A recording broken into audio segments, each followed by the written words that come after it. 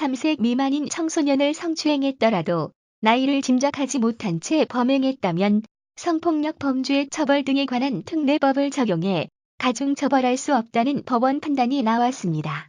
서울구법 형사 8부는 배모 씨의 항소심에서 당초 기소된 혐의 대신 형법상 강제추행 혐의를 유죄로 인정한 1심을 유지했다고 6일 밝혔습니다.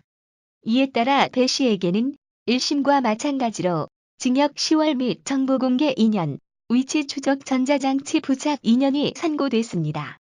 배 씨는 지난해 7월 31일 오전 1시 45분께 서울 양천구 노상을 걸어가던 A양의 입을 손으로 막은 뒤 근처로 끌고 가 가슴과 신체 은밀한 부위를 만져 주행한 혐의로 재판에 넘겨졌습니다.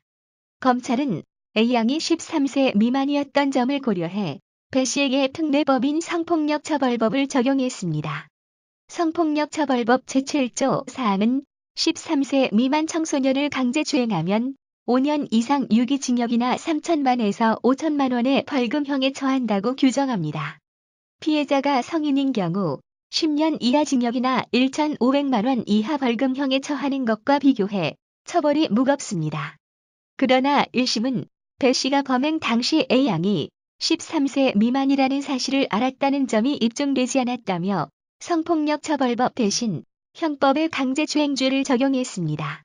사건 당시 사복을 입고 있었던 A양의 키가 160cm를 넘어 성인 여성과 큰 차이가 없었고 매우 어두워 나이를 추정하기 어려웠던 점이 중요한 판단 근거가 됐습니다.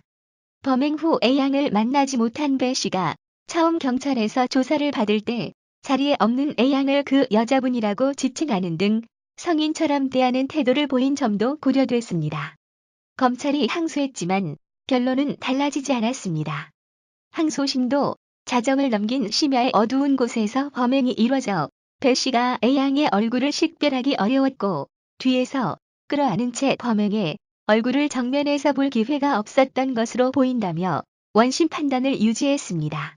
아울러 재판부는 성폭력처벌법상 강제추행죄가 성립하려면 피해자가 13세 미만이라는 사실을 알면서 강제추행했다는 사실이 입증돼야 한다고 설명했습니다.